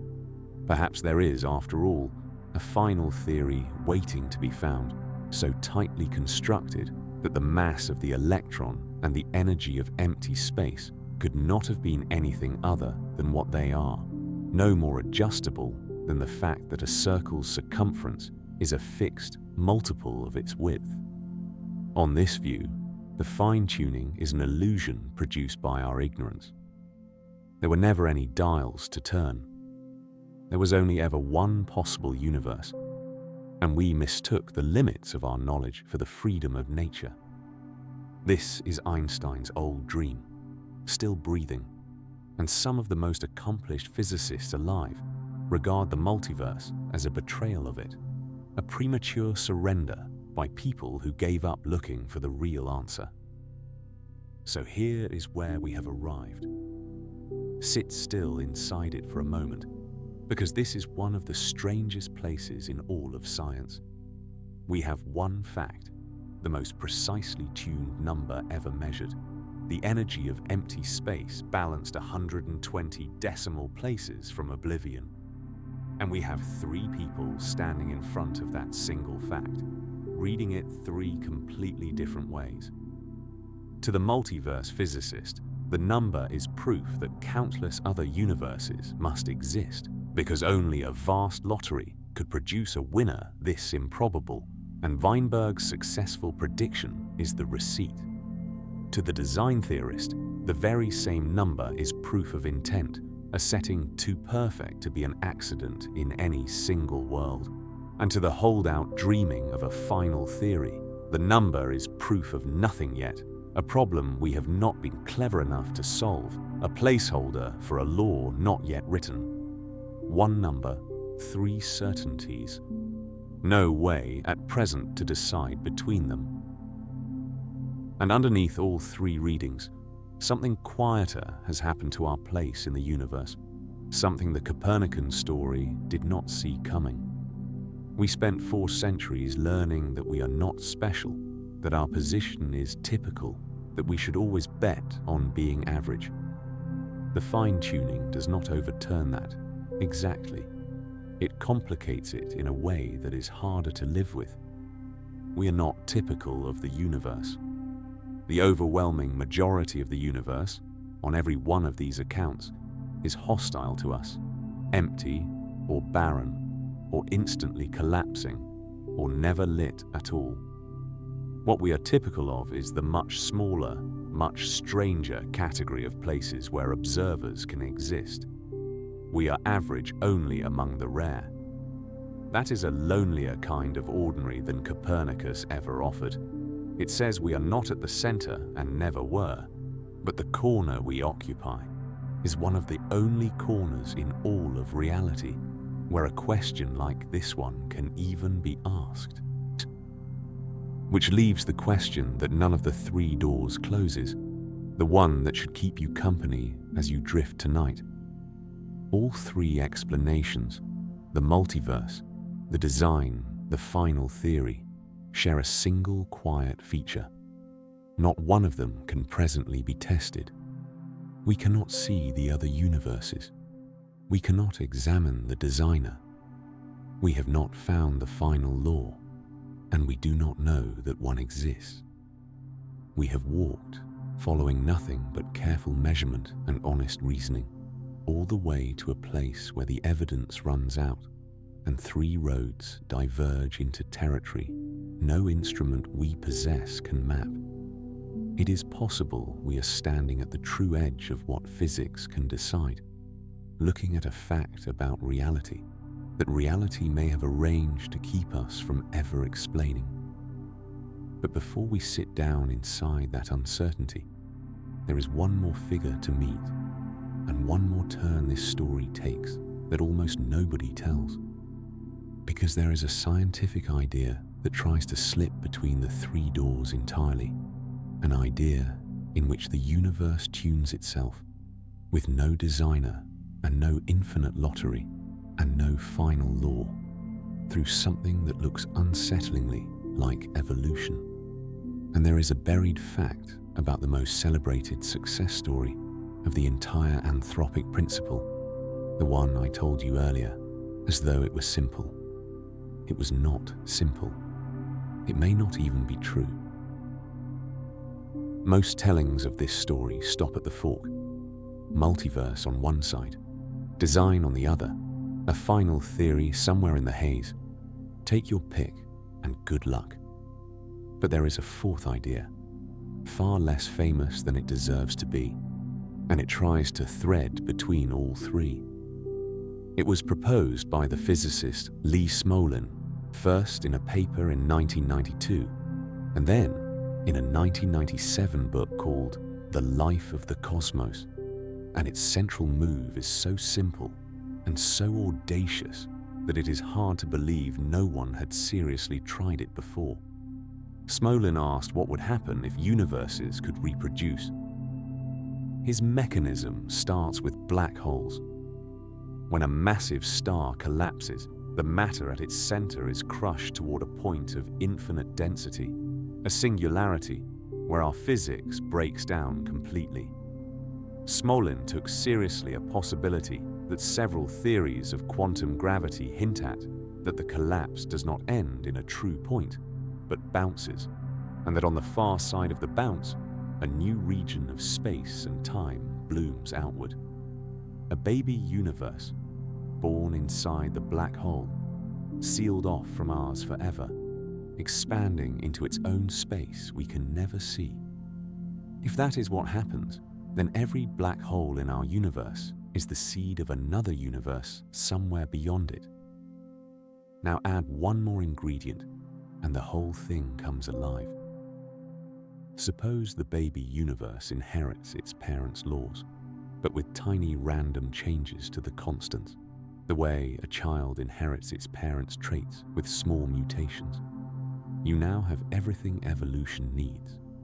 Heredity, because the offspring resembles the parent. Variation, because the constants drift a little each generation. And selection, because here is the heart of it. A universe that produces more black holes produces more offspring. Over countless generations of universes, the ones whose constants happen to be good at making black holes will come to vastly outnumber the rest. The same way on Earth, the organisms that are good at making copies of themselves come to fill the world. The universe was not designed, it was bred. And this is where Smolin's idea does something the multiverse and the design argument both fail to do. It makes a prediction you could actually check. If our universe is the product of a long lineage selected for black hole fertility, then our constants should sit very close to the values that maximize the number of black holes a universe can make. They should not be random within the life-permitting range. They should be tuned specifically and measurably for black holes. Smolin and his collaborators went and tested some of the parameters and found to his satisfaction that nudging them in almost any direction reduced the universe's black hole output. By his account, our universe appears built to produce something on the order of hundreds of trillions of black holes, a figure so large that if you try to visit each one for a single second, you would need more time than the universe has so far existed, many times over. Sit with what that would mean if it were true. The universe does not look designed for us. It looks designed for black holes. And the reason it is also incidentally friendly to life is that the same conditions that make a lot of black holes, long-lived stars, plenty of heavy elements, the slow, steady chemistry of carbon, also happen to make a lot of room for things like us. We would not be the purpose of the universe on this account. We would be a side effect. Cargo. A faint smear of complexity riding on a cosmos optimized for something that has nothing to do with us, the way moss on a cannon takes no part in the war. The universe looks built for us only because we have not noticed what it is actually trying to make. The idea is contested, and the objections are real, and honesty requires giving them their weight. Leonard Susskind, the same physicist who named the string landscape, argued that the whole mechanism found us on a hard-won lesson of the last few decades, the growing consensus that information cannot truly be lost inside a black hole, which would seem to forbid the clean transfer of properties from parent universe to child. The astrophysicist Joe Silk pointed out that our universe does not seem to be maximal for black hole production at all, falling short of the optimum by what looked like several orders of magnitude, which is exactly the kind of failed prediction that should count against a theory. Smolin has spent decades answering these, and the debate is not settled. But that is almost the point. After 50 years of multiverses and designers and final theories you cannot test, here at last was an idea about cosmic fine-tuning that stuck its neck out far enough to possibly be wrong. That alone makes it worth more than its fame suggests. So that is the overlooked answer. Here, now, is the overlooked problem, and it cuts closer to the bone, because it lives inside a story I already told you, and told you as though it was solid ground. Earlier, walking through the fine-tuning, I gave you Fred Hoyle and the carbon resonance, the astronomer who reasoned that since we are made of carbon, the stars must have a way to make it, and who predicted a precise energy level inside the carbon nucleus before anyone had measured it, and was proven right. I handed it to you the way it is almost always handed out, as the shining first triumph of anthropic reasoning, the moment someone used the bare fact of our existence to predict a hidden number in physics and won. It is in the textbooks that way. The cosmologist Andre Linde has called it one of the first successful predictions based on the anthropic principle. Brandon Carter himself, decades later, came to describe it as a prototype of the very reasoning he had named. There is a problem. Hoyle does not appear to have reasoned anthropically at all. The historian of science Helgi Krag went back to what Hoyle actually said and did in 1953, and what he found was a quieter and more ordinary kind of logic than the legend describes. Hoyle did not argue that the universe is fine-tuned for life, or that observers require carbon, or anything with the flavor of the anthropic principle. He argued something far less grand.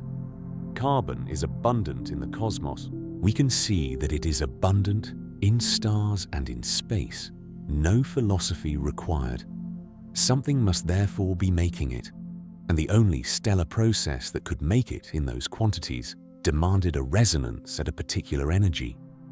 That is not a statement about life or observers or the purpose of the universe. It is a statement about an observed chemical abundance and the nuclear physics needed to explain it. The carbon would have to be made whether or not anyone was around to be built from it. The anthropic framing, Krag showed, was draped over the story later, in the 1980s, after the anthropic principle had become fashionable and physicists went looking through history for ancestors. Hoyle's prediction was real. The resonance is real, sitting almost exactly where he said. What was invented was the idea that he got there by anthropic reasoning. The single most quoted success of the principle may be a case of a good prediction adopted after the fact by a movement that needed a founding miracle. Be careful with what that does and does not undo, because the distinction is the whole lesson. It does not make the fine-tuning go away. The carbon resonance still sits on its delicate ledge. The cosmological constant is still balanced 120 places from catastrophe. The neutron is still a whisker heavier than the proton, and gravity is still feeble in just the way that buys us time. All of that survives intact. What the Hoyle story reveals is something about us, not about the universe. It shows how badly we want the fine-tuning to mean something, how readily we reach back through history and rewrite even our own success stories to make the meaning louder than the evidence can support. We did it to Hoyle. We may be doing it to the whole subject. Which brings us finally back to the man at the lectern in Krakow, and to a detail I held back. Brandon Carter, who gave the anthropic principle its name and its first rigorous form, did not spend his later years defending it. He spent them wincing at it. He came to regret the word he had chosen, anthropic, because it points at human beings. And his argument had never been about human beings, only about observers of any kind, anywhere. He watched the principle he meant as a careful warning about sampling bias get picked up and waved around as proof of cosmic purpose, evidence that the universe was made with us in mind, the exact conclusion his actual reasoning was designed to guard against. The name made it sound like a statement that we matter.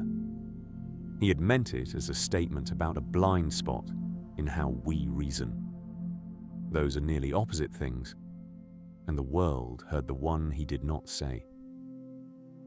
And that is the turn this whole story has been quietly making the entire time, underneath the constants and the multiverses and the breeding black holes.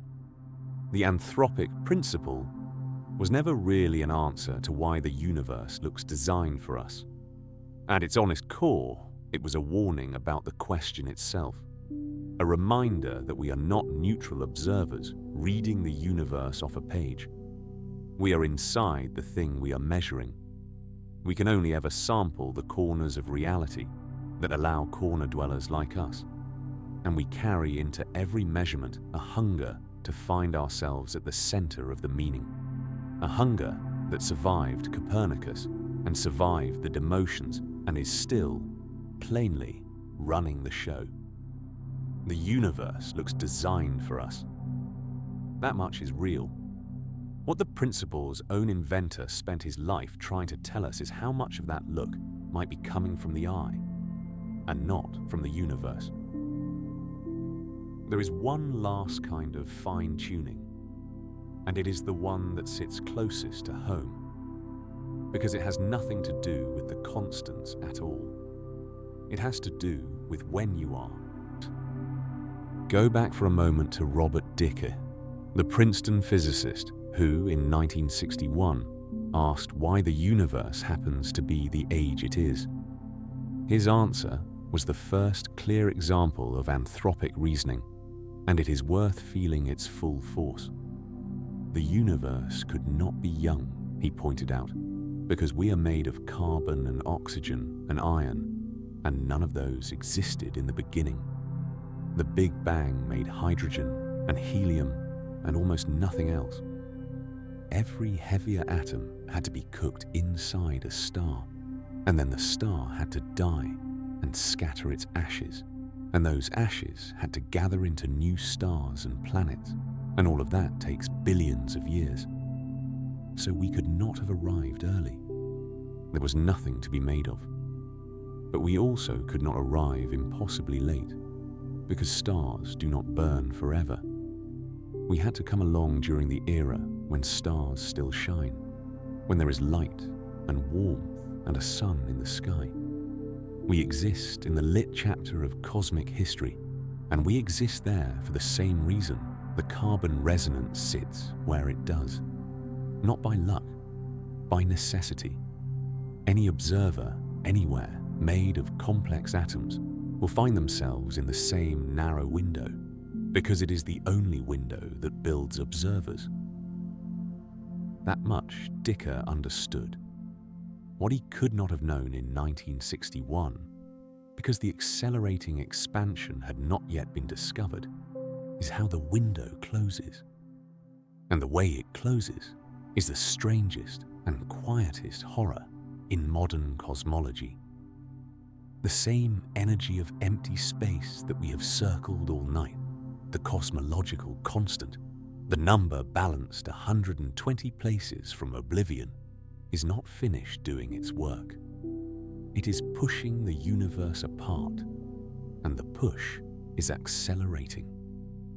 Across spans of time that dwarf everything that has happened so far, that gentle, relentless pressure will carry the distant galaxies away from us faster and faster until they cross a kind of horizon, a distance beyond which their light can never again reach us, no matter how long we wait.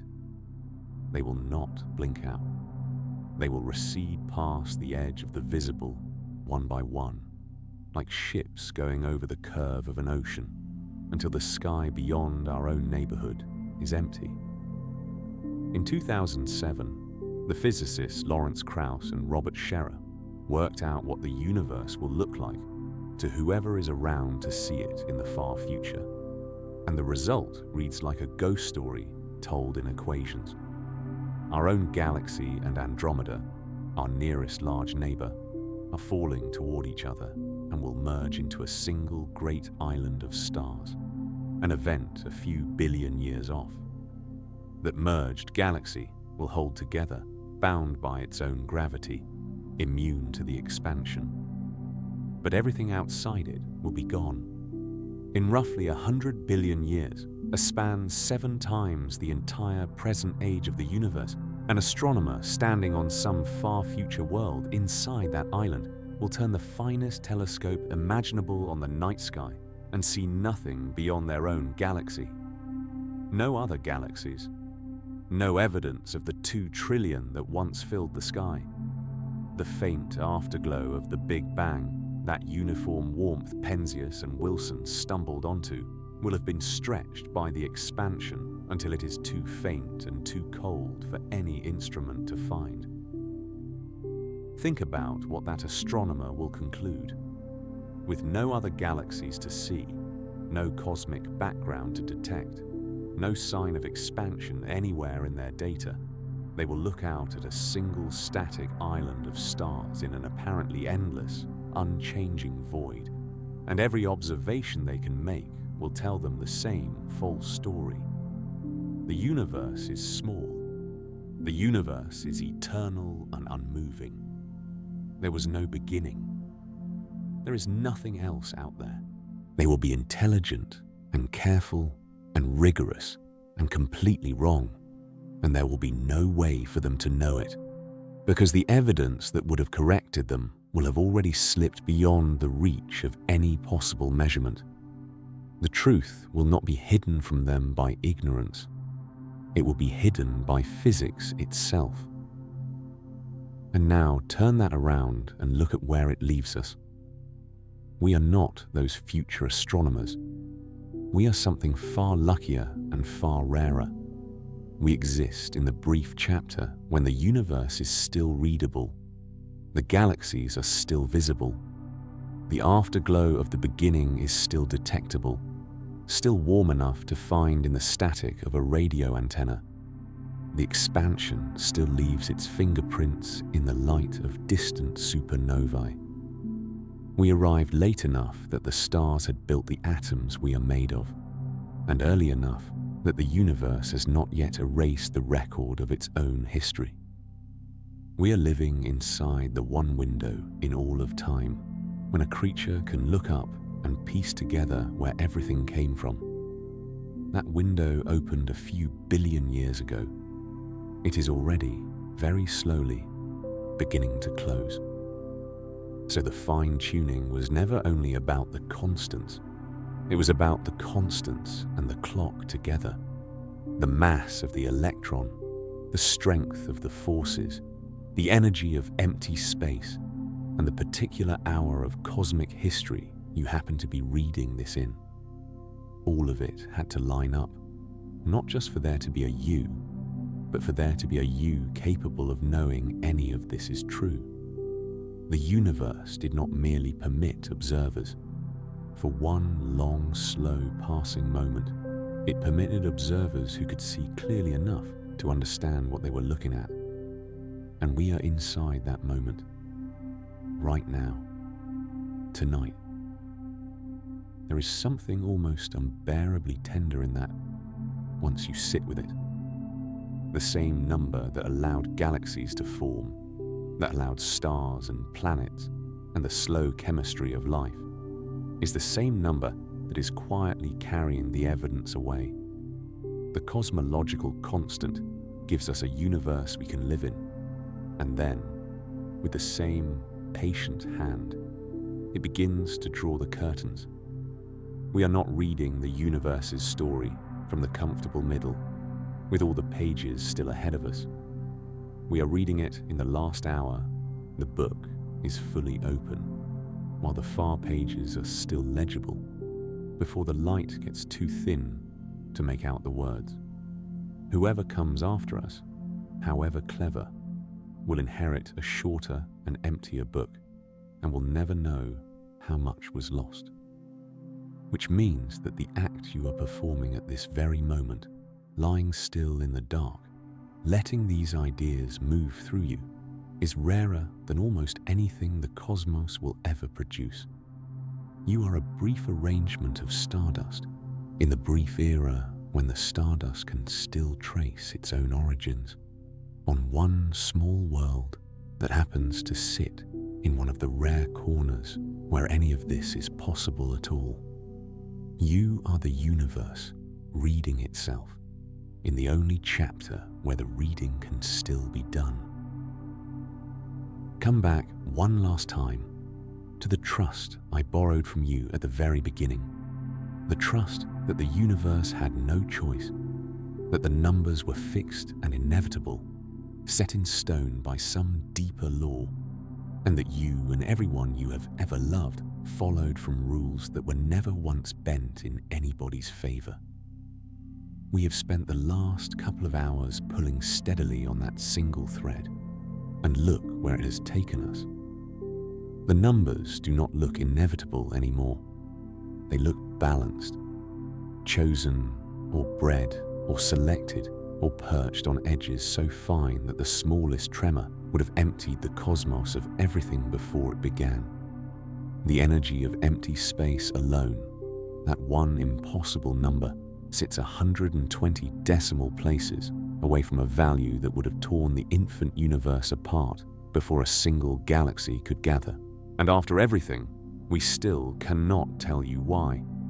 We have a multiverse we will never see, a designer we can never test, a final theory we have never found, and a lineage of breeding universes we can never trace. 4 answers, not one of them reachable from where we are standing. It would be easy to leave you there, in the cold of not knowing, and call it honesty. But there is one more turn, and it is the gentlest one, and I think it is the truest thing in this entire story. The fine-tuning and the fact that you are here to notice it are not 2 separate mysteries. They are one mystery, seen from 2 sides. A universe built on these particular numbers is, by its very nature, a universe that can eventually grow, something that opens its eyes and looks around. Loosen the constants, and you do not just lose the galaxies and the carbon and the slow afternoons. You lose the looking. The tuning and the awareness of the tuning arrive together, or they do not arrive at all. They were always the same event. So perhaps the universe is not designed for you in the way the word design wants you to hear it. Perhaps it is something stranger and quieter than that. Perhaps it is the kind of place that, given enough time and the right impossible numbers, produces a small, warm creature capable of lying in the dark and asking whether the place was designed for it. You are not the reason the constants are what they are. You are what the constants, being what they are, eventually became. The tuning did not happen so that you could exist. Your existence is the tuning, folded back on itself, grown quiet enough to wonder. This is the inversion Copernicus never finished. He moved us off the center, and 4 centuries of patient measurement kept moving us further out, smaller and smaller, until we were 1 grain among the sand of 2 trillion galaxies. All of that is true, and none of it is taken back tonight. You are not at the center, but you are at the one kind of place the universe set aside for noticing it has a center to be off of. Brandon Carter said it in the room in Krakow, and he was righter than the word he chose. Our situation is not central. It is inevitably privileged to some extent. Not because we matter to the cosmos, because we are one of the rare corners where the cosmos came to matter to itself. You spent the beginning of tonight trusting that the universe had no choice. Let yourself consider, as you drift towards sleep, that the choice and the chooser might be the same thing, and that the long, unlikely chain of numbers that had to fall exactly right for there to be stars and atoms and oceans, and you was not a setup waiting for an audience. It was the universe, across 13.8 billion years, slowly arranging the only conditions under which it could ever turn around and catch sight of itself. And it did. In you. Right now. In the dark. So let the question go for the night. You do not have to solve it. The multiverse can keep its unseen world. The designer can keep its silence. The final theory can stay unwritten on its shelf. None of it is required of you here. Feel the weight of yourself settling into the dark. The breath going down and rising back, unforced.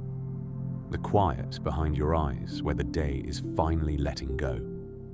You are made of carbon that a dying star had to invent. You are held together by a force tuned to 1,000th of a degree. You are lit from somewhere by a number balanced on the edge of nothing.